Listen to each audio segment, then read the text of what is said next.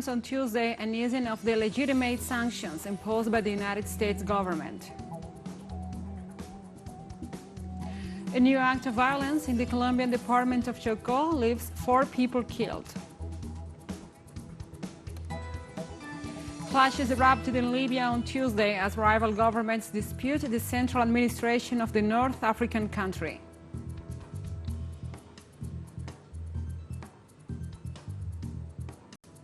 Hello, welcome to From the South. I'm your anchor, Gladys Quesada, from the TeleSUR studios in Caracas, Venezuela. We begin with the news. Stay with us.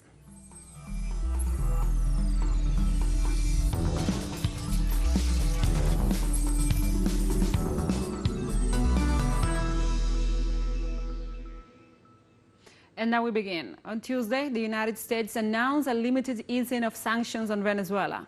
Joe Biden's administration reported these measures regarding Venezuela the day after the lifting of a series of restrictions on Cuba. A senior U.S. official said that this sanctions relief on Venezuela refers mainly to a limited license granted to the U.S. oil group Chevron in the context of the embargo on Venezuelan oil imposed by Washington on Caracas in 2019. The announcement, as we said, follows in line with a similar one on Cuba, as the U.S. also eased several economic sanctions on the island. It is also announced 3 weeks before the 9th Summit of the America, organized by the Biden administration in June in Los Angeles, and which Mexico and other countries in the region are threatening to boycott if countries are excluded.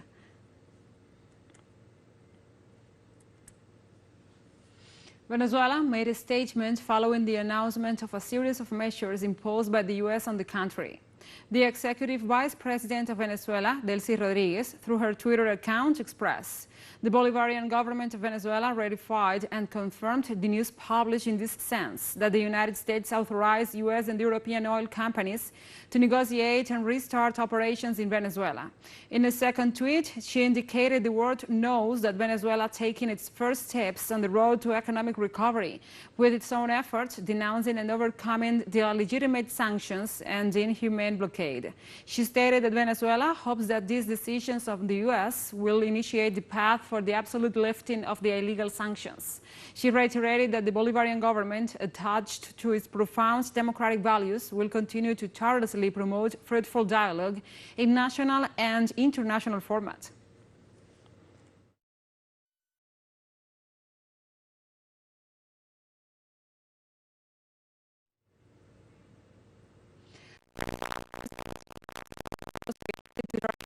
Of the former United States Secretary of Defense and asked the National Assembly to investigate the invasion and assassination plans against him. Our correspondent in Caracas, Madeleine Garcia, gives us the details.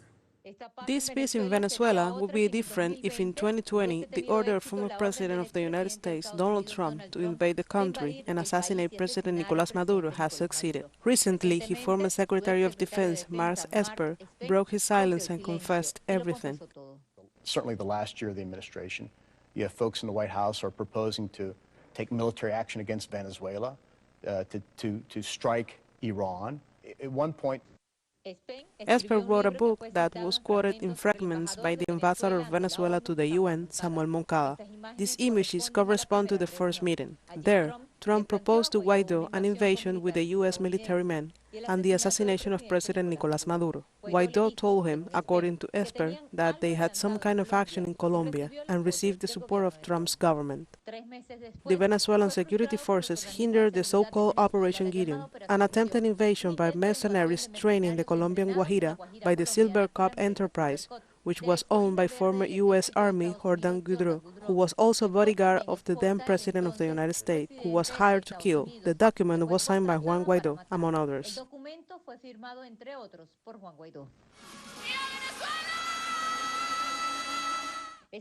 This operation did not start on May 3rd, but on February 23rd, 2019, during the other invasion attempt with the entrance of the supposed humanitarian aid, also from Colombia. Protected witnesses revealed that the intention was not precisely to bring in the aid, but to provoke a war between Colombia and Venezuela, and hence the intervention of the United States after the alleged uprising of Venezuelan military that never took place. The order we had was not to let humanitarian aid enter Venezuela. We had to burn it, to blow it all up. make the people riot or steal the boxes, anything. Duque said to Guaido, and what happened with the military that you told me? The ones that were going to rise up, and Guaido started to call and call and call, and nobody answered the phone. That day, Venezuelan military and civil servants who defected were recruited and trained for Operation, and with this failure, several things were discovered. Among them, that the approval of the TeleSUR managed by Guaido was part of the plan.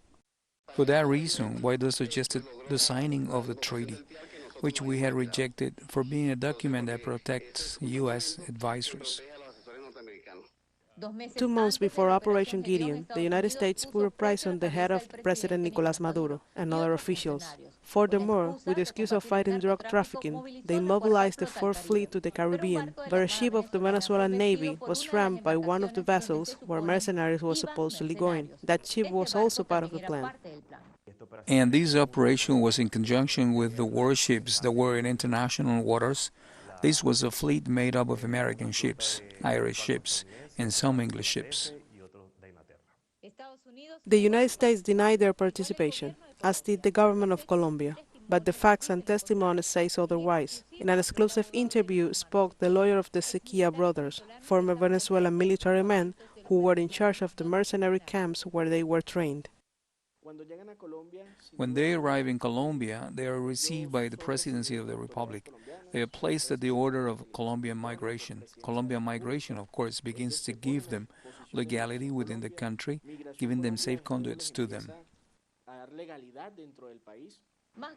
Even more serious, the Colombian prosecutor's office also has an open investigation. Nothing more and nothing less than to Juan Guaido and the lawyer of Jaxi Alvarez, the right hand of Cliver Alacla, one of the heads of the Gideon operation, asked him to testify. We have requested that President Guaido give a statement to the Colombian prosecutor's office and to the judge of the Republic. The prosecutor's office has refused to call him. I do not know for what reason, but before the judges, we're going to request this because the prosecutor's office itself mentions Mr. Guaido as a person who originated the situation with the concert that took place in Cúcuta. The book by Donald Trump's former Pentagon chief ends up confirming each phase of the operation and weaving together the facts that will be investigated by the Venezuelan parliament. Madeleine García, TeleSUR, Caracas, Venezuela. And now we move on. Members of the National Teachers Union of Ecuador went on their 15th day of hunger strike with new actions to demand a fair wage.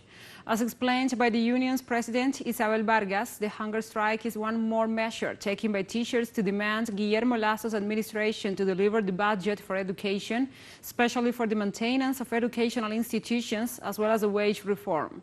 On Tuesday was the 15th day of the hunger strike carried out by 32 teachers from the cities of Quito and Guayaquil, while they wait on a ruling by the Constitutional Court on the presidential objection to the organic law of intercultural education. The law establishes a salary compensation that increases the basic monthly salary for those who work as teachers from $817 to $986.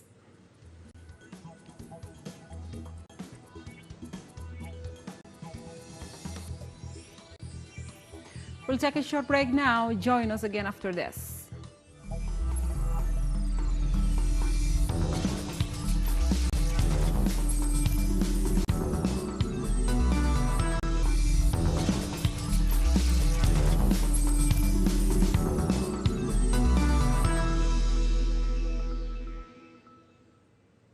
Welcome back.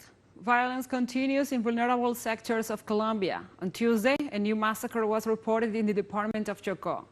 According to the Institute for Development and Peace Studies, in the past, the bodies of 4 people were found with gunshot wounds on May 13th in the municipality of Alto Baudo. 3 of the victims belonged to the Embera Dovira de Peña indigenous people. The event caused the displacement of more than 200 indigenous people from that community to the Afro Council of Chachajo and the Abiacurdire community. Data from INDEPAS indicated that so far in 2022, 40 massacres were registered throughout the territory and the number of 3 in the department of Chocó.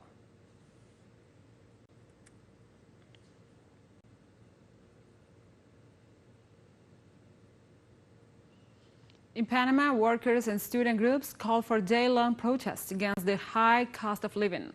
The Popular Union Alliance for National Dignity announced that this May 17th and 18th, they will carry out protests at different places in the city as a phase one of protests to demand general improvements in society. These sectors will also support the eastern province of Colón in its second week of protests, demanding a comprehensive development plan and the completion of unfinished projects by the President of the Republic, Laurentino Cortizo, since November 2021. In addition to the scattered gatherings scheduled for Thursday, May 19th, they will stage a massive march, which will start at the Belisario Sports Park in the capital, and it will end at the executive's headquarters to demand solutions.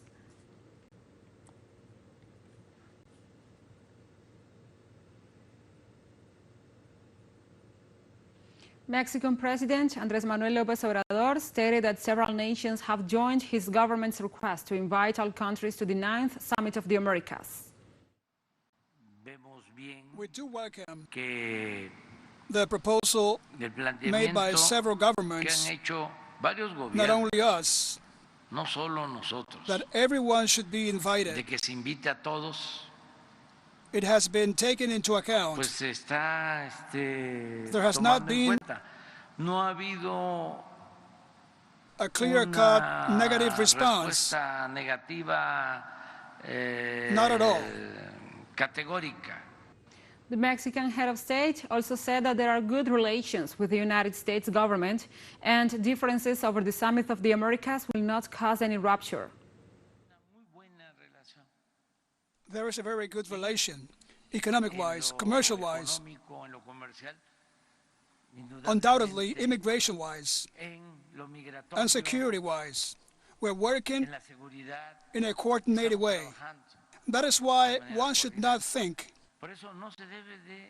that if, in this case of the summit, we don't agree, that there's going to be a breakup. Not at all. And referring to the presidential elections in Colombia, Mexican President Andrés Manuel López Obrador expressed his desire for this process to be a peaceful one. I wish the elections in Colombia to be peaceful. Peaceful. That no candidate is threatened.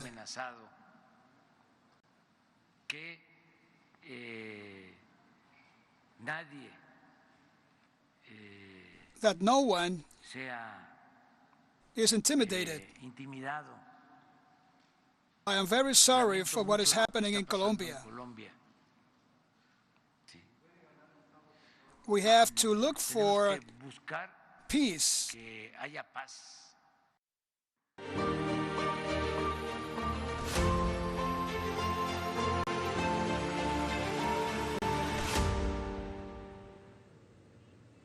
Now we move on to other topics. Russian authorities warned of the shelling of a village in the Kursk region by Ukrainian forces. The Russian Defense Ministry also warned that Kiev continues to engage in chemical warfare in the Donbas region. The governor of the Kursk region, Roman Statorovich, reported an attack in the locality of Alexiva.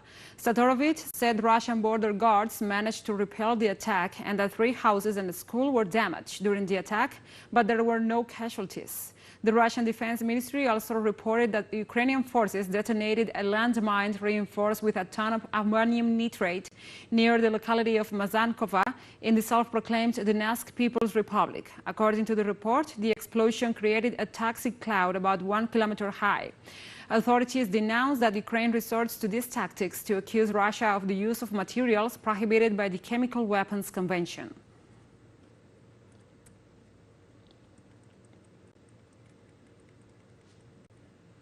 Sweden's Foreign Minister Ann Linde signed her country's application for membership in the North Atlantic Treaty Organization, NATO, on Tuesday. During the signing of the document, Lind emphasized that her country's authorities decided to join the Atlantic Alliance after considering that it is in the best interest of the country, despite the constant warnings of Russia for considering the measure as a threat to its borders. And Lind said that the application will be submitted together with Finland's and hopes that it will take up to a year for consideration and ratification of the document. The signing of the document comes one day after Prime Minister Magdalena Andersson reiterated Sweden's willingness to join NATO.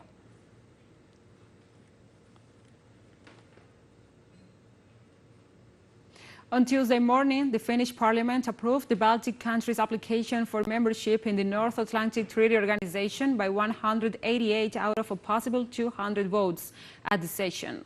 After a marathon debate lasting a day and a half, Parliament voted in favor of NATO membership, a dramatic turnaround from Finland's military non-alignment policy dating back more than 75 years.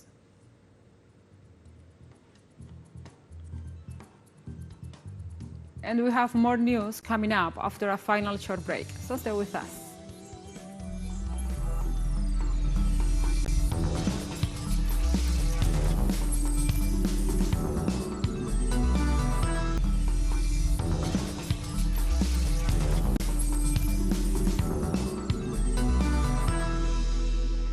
Welcome back.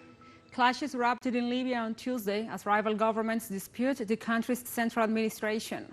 Fighting between armed groups erupted after Fathi Bashagha arrived in Tripoli to take control from Abdul Hamid Dibeyeh. However, Bashagha, appointed as prime minister by the Libyan parliament, left the capital hours later, as Abdel Hamid Dibeyeh refuses to hand over power before the elections. For more than 2 months, there have been two governments in Libya, the government of national unity led by Dibeyeh, and the one granted confidence in early March by the Tobruk-based House of Representatives.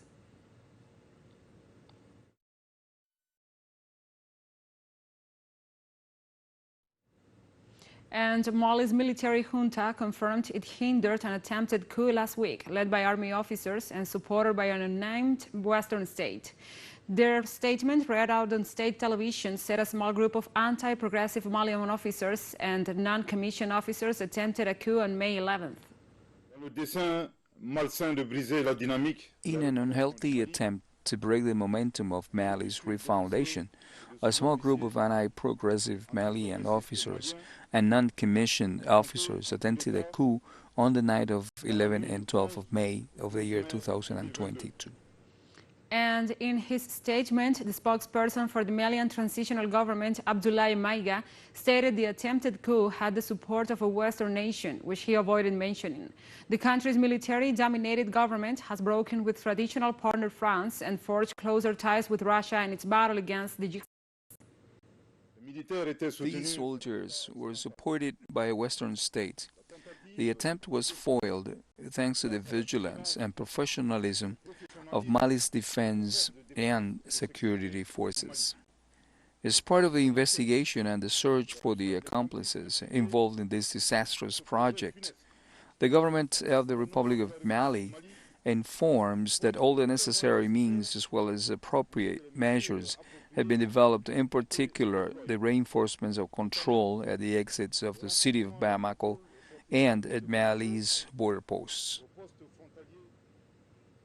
And in the midst of a serious crisis in Sri Lanka, the new Prime Minister Ranil Wickremesinghe said in an address to the nation that the country had gasoline only for one more day. The president said that the fuel shortage will be partially solved thanks to a shipment that arrived on Sunday, and said that on May 18th and June 1st, 2 more shipments of diesel will arrive in the country thanks to a credit line provided by India. In addition, 2 shipments of gasoline are expected on May 18th and 29th. For several months, Sri Lankans have had to stand in long queues to buy gasoline, cooking gas, food and medicines, most of which are imported. This is because the country is on the verge of bankruptcy and suspended payments on its foreign loans.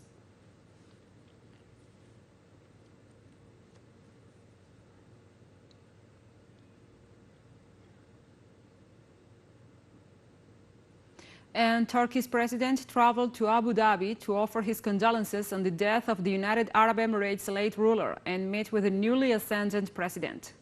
Recep Tayyip Erdogan met with Sheikh Mohammed bin Zayed Al Nahyan, who ascended the presidency following the death of Sheikh bin Zayed Al Nahyan, the Long Island ruler who died Friday at the age of 73. The late Al Nahyan presided over the country's rapid transformation into a global business hub and regional power center. Erdogan's visit follows an array of presidents and prime ministers, including French President Emmanuel Macron and the British Prime Minister Boris Johnson, who also made the trip to pay their respects.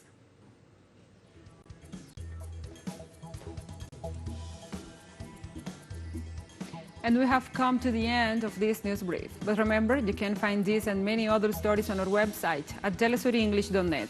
And also, if you feel so inclined, please join us on social media for all the latest news. We are on Facebook, Twitter, Instagram, and Telegram. For TeleSUR English, I'm Gladys Quesada. Thank you for watching.